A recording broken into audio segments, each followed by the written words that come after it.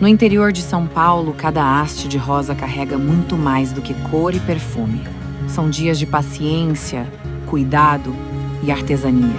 No sítio Bela Rosa, tradição e inovação se encontram para manter viva a rainha das flores.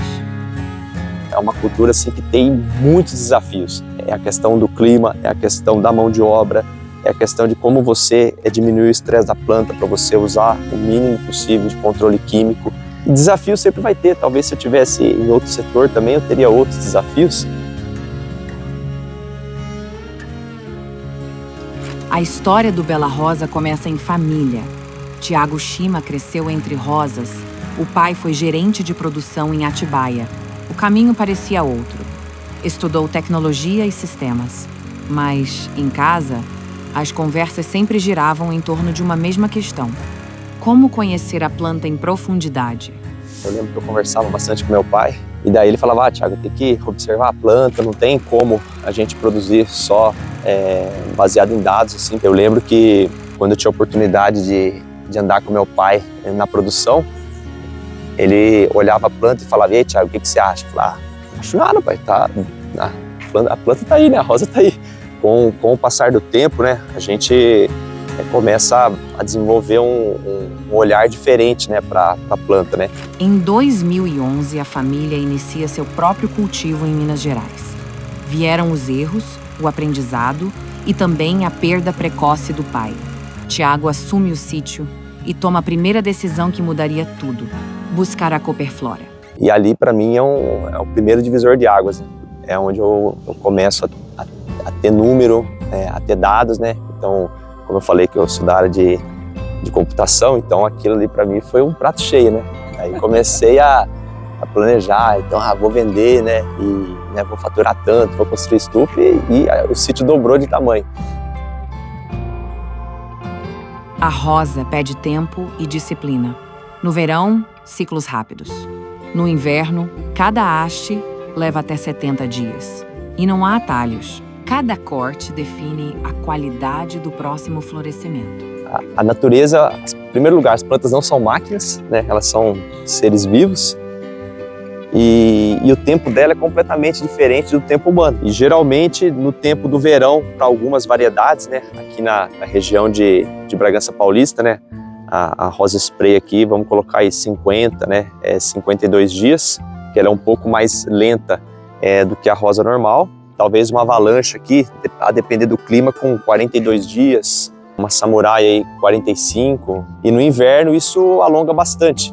No inverno, como a planta fica lenta, então a gente faz menos colheitas. No tempo do calor, todo dia tem colheita, todo dia tem colheita. Então assim, a pessoa que está trabalhando, ela tem que achar o ponto certo de colheita e a altura que ela vai realizar esse corte. Porque senão ela vai estragar o próximo ciclo. Aqui praticamente é impossível mecanizar, porque você tem a questão da altura do corte, você tem a questão assim, da sensibilidade mesmo da pessoa que está trabalhando, que ela tem que entender de planta. E demora alguns meses, né, até anos, assim, a pessoa conseguir desenvolver aquele olhar, porque se a gente não colher da forma correta, o próximo ciclo ele fica todo comprometido. Então a gente tem hastes de baixa qualidade. E isso é um dos desafios da cultura da rosa. Por conta disso, você precisa de muita mão de obra, porque é um trabalho assim, extremamente artesanal. No Bela Rosa, ciência e arte convivem. De um lado, tecnologia, dados de clima, nutrição e manejo. Do outro, a sensibilidade do olhar treinado. Estou em casa lá, acordo cedo, né? Preparo meu café e já estou pensando. Então a primeira coisa que eu faço é abrir o aplicativo do clima, porque a gente sabe o quanto que o clima impacta, né, na produção. Para quem não é da agricultura, não tem essa dimensão, mas a gente que lida com as plantas, então assim, você vai ver a primeira coisa que o produtor faz quando liga para o outro. Como é que tá o tempo aí? Choveu? Quantos milímetros? Né? E a temperatura?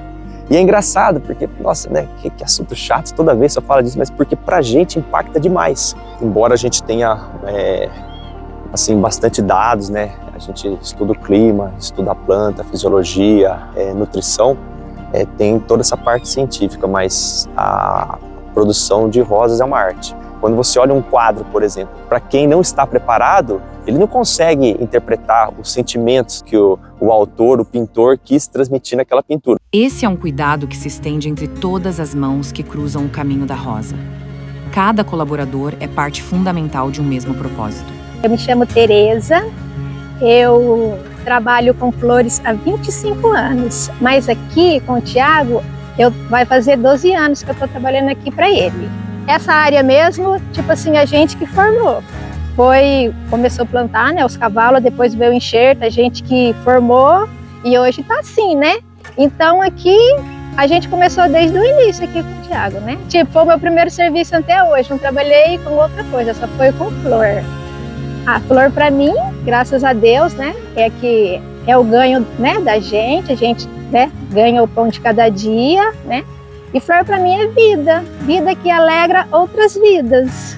Como que eu já vim lá de trás, já aprendendo assim, então o que eu sei eu vou passando, né, para as meninas que vai entrando, né? Então a gente, quando entra pessoas novas, a gente ensina e o que a gente sabe a gente vai passando, né? Eu gosto de trabalhar com flores, gosto de levar para minha casa, um ambiente com flor fica alegre, né? E gosto também de levar, né, para minha mãe, a minha filha também tem umas amigas, ela presenteia, né? Aí é gostoso. Às vezes fala, eu trabalho com flor, mas eu não, né, não gosto de levar flor para casa, né? Não, eu gosto de levar. Cada variedade de rosa é resultado de pesquisa global. Breeders internacionais criam novas cores, formatos e durabilidade. O Bela Rosa aposta em variedades como a Spray, que traz abundância e impacto visual, além de técnicas de embalagem que garantem frescor e proteção até o destino. Por exemplo, essa variedade aqui de rosa spray, né? Ela chama Baby, né? É uma rosa laranja de uma empresa holandesa. Então, cada planta aqui, a gente tem que pagar uma patente. Falando de uma maneira genérica, aí $1,10 por planta. De 40 a 50 mil dólares por hectare como patente. E é importante essa parceria porque todas essas cores, né, que os clientes aí eles conseguem ver no mercado, né, de formato de botão, cor, questão de durabilidade no vaso. A gente depende muito dessa parceria com os breeders aí para a gente estar trazendo novidade e produto novo aí para vocês. Eu preciso entender o meu clima, eu preciso entender o que é um país tropical e como que a gente adapta esse material desenvolvido na Holanda numa estufa de vidro, né, numa estufa climatizada para uma condição tropical. Por isso que é tão difícil produzir rosa. A rosa spray ela tem essa quantidade aqui bem maior de botões florais aqui. Aí grampeia na embalagem de papelão. A gente optou por substituir a embalagem plástica pela embalagem de papelão pela questão de danos mecânicos, para a flor chegar mais preservada para o consumidor final. Então, como eu falei, tudo é processado haste por haste. A rosa exige muito mais do que plantar e colher. Cada haste passa por decisões manuais que determinam sua qualidade. Desbrota, retirada de botões extras, é um trabalho invisível, feito haste por haste, que garante beleza e uniformidade. Aqui já foi tirado o centrinho, né? Então, o centrinho que eu falo é esse botão principal aqui, né? Esse primeiro. Daí a gente quebra ele. E quando a gente quebra ele, a gente dá força para esses outros, os filhos, entre aspas, aqui, ganhar força. Daí vai ter uma uniformidade na abertura. Então é isso que a gente busca quando a gente quebra esse centrinho aqui. Toda semana, né, vai passar uma pessoa aqui fazendo essa quebra aqui do botão central. Por trás de cada haste há um trabalho invisível: regenerar o solo. O cultivo é planejado para manter a terra viva, equilibrada, capaz de sustentar gerações de rosas. Cobertura verde, roçadas constantes e biofertilizantes orgânicos ajudam a nutrir o solo sem esgotá-lo. Até o mato, que muitos veem como problema, aqui é um indicador. A gente não precisa colocar tanto fertilizante quanto a gente achou que tinha que colocar, porque a gente consegue produzir com menos. Então, todo o adubo que eu coloco, todo o defensivo que eu coloco, ele vai acabar gerando um impacto, um desequilíbrio nesse ambiente. E a partir do momento que a gente começa a reduzir essas aplicações, a gente começa a trabalhar com matéria orgânica, com bocache, por exemplo, a gente faz o bocache líquido aqui, que é o repovoamento de micro-organismos benéficos, né? A gente começa a ter essa regeneração do solo. Então, assim, do ponto de vista ecológico, né?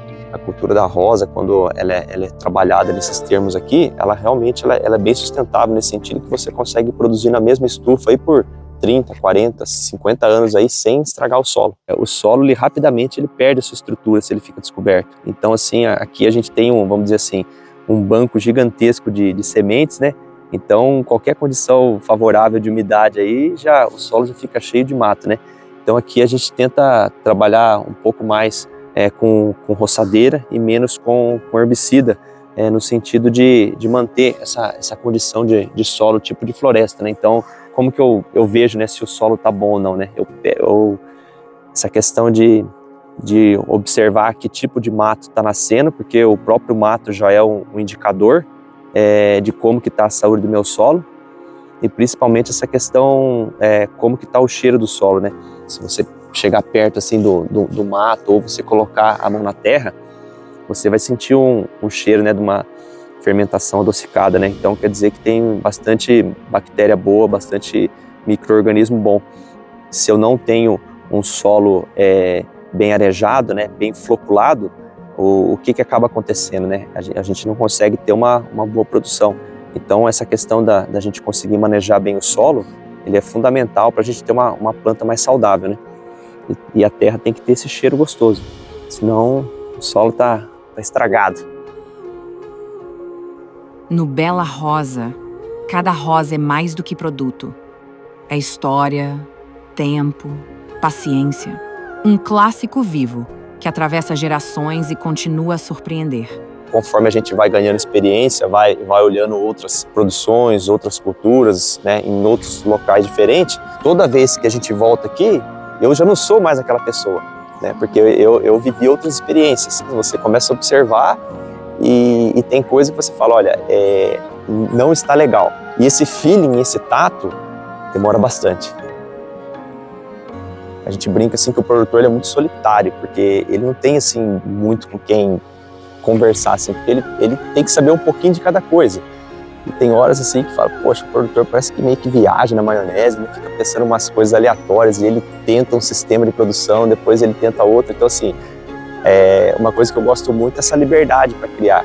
O tempo todo a gente está pensando numa forma aí de como produzir uma rosa com qualidade, que ela chegue na casa do cliente aí, ela possa, né, transmitir aquele sentimento, né, de bem-estar, de emoção. Então todo mundo vai se lembrar quando se casa ou, né, quando recebe uma flor.